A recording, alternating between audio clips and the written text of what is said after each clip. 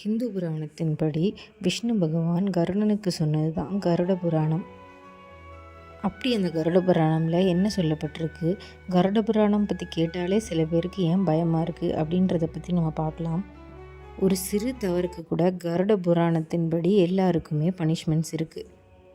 சில பேரை பார்த்தா இவ்வளோ அநியாயம் பண்ணுறாங்களே, ஆனால் இவங்களுக்கு தண்டனையே கிடைக்கலையே அப்படின்னு நம்ம நினைப்போம்.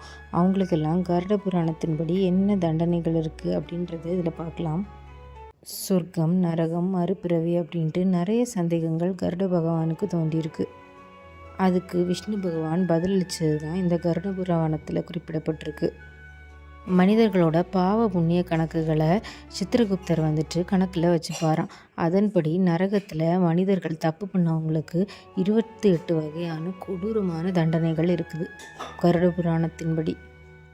இந்த தண்டனைகள்லாம் ஒரு மனுஷன் இறந்ததுக்கப்புறம் அவனுக்கு திருப்பி உயிர் கொடுக்கப்பட்டு தண்டனைகள்லாம் நிறைவேற்றப்படுமா. இப்போது எந்த தப்புக்கு எந்த தண்டனை அப்படின்ட்டு விஷ்ணு பகவான் சொல்லியிருக்காருன்னு பார்க்கலாம்.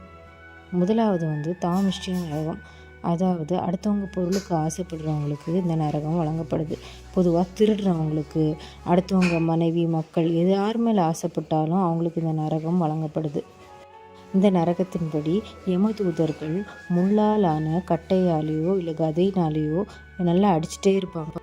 அன்னம், தண்ணி, ஆகாரம் எதுவுமே கொடுக்காம அந்த தண்டனை, அதாவது அவங்க பண்ண தப்புக்கான தண்டனை நிறைவேறுற வரைக்கும், காலம் வரைக்கும் அடிச்சுக்கிட்டே இருப்பாங்களாம். அடுத்ததாக அந்தாமிஷ்ட நரகம். அப்படின்னா ஒரு கணவன் மனைவி உண்மையாக இல்லாமல் அவங்க ஏமாத்துனாங்கன்னா அவங்களுக்கு இந்த நரகம் வழங்கப்படுது. இந்த மாதிரி நம்பிக்கை துரோகம் பண்ணுறவங்களுக்கு என்ன தண்டனைனா, அவங்களோட கண்களை 2ஐயும் பிடுங்கிடுவாங்களாம். பிடுங்கி ஒரு ஆழமான இடத்துல தள்ளி விட்டுருவாங்களாம், பெரிய குழியில். எங்கே விழுகிறோம், என்ன நடக்குது எதுவுமே தெரியாத நேரம் அவங்களுக்கு தொடர்ச்சியாக சாட்டை அடிகள் வழங்கப்படுமா. அடுத்ததாக கும்பிபாகம். இந்த பனிஷ்மெண்ட் பற்றி நம்ம அந்நியன் படத்திலே பார்த்துருக்கோம். அதாவது வாயில்லா ஜீவன்களை கொடுமைப்படுத்துகிறவங்களுக்கும், ஒழுங்காக சாப்பாடு கொடுக்காதவங்களுக்கும், அந்த ஜீவன்களை கொடுமைப்படுத்தி கொன்று சாப்பிட்றவங்களுக்கும் இந்த தண்டனை கொடுக்கப்படுது. அதாவது கொதிக்கிற எண்ணெய் சட்டியில் அவங்கள தூக்கி போட்டுருவாங்களாம்.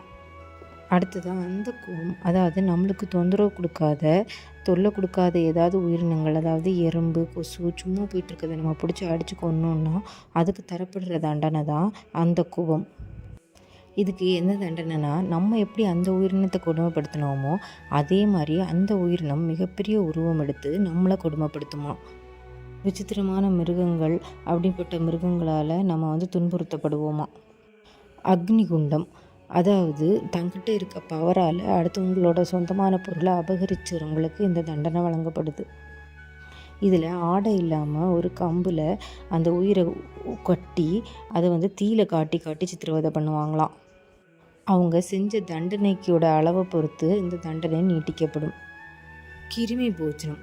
அதாவது அடுத்தவங்கள பார்க்க வச்சு சாப்பிட்றது, தன்கிட்ட இன்னும் உதவாதது, ரொம்ப செல்ஃபிஷாக இருக்கிறவங்க, இந்த மாதிரிப்பட்டவங்களுக்கு கிருமி போஜனம், அதாவது கிருமிகளை உணவாக கொடுப்பாங்களாம்.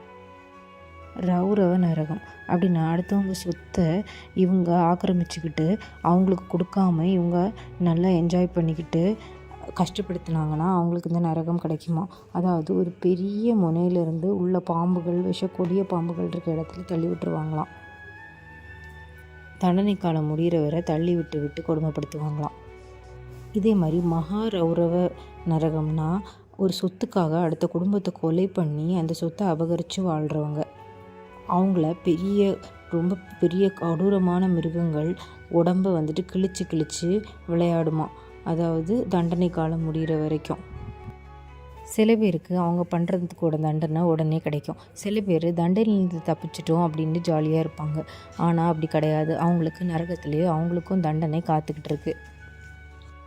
முடிஞ்ச அளவு மனிதர்கள் தப்புகள் எதுவும் செய்யாமல் அடுத்தவங்களுக்கு உதவி பண்ணி வாழ்ந்தாலே உலகமும் நல்லாயிருக்கும், தண்டனையிலிருந்தும் தப்பிக்கலாம் அப்படின்ட்டு விஷ்ணு பகவான் சொல்லியிருக்காரு.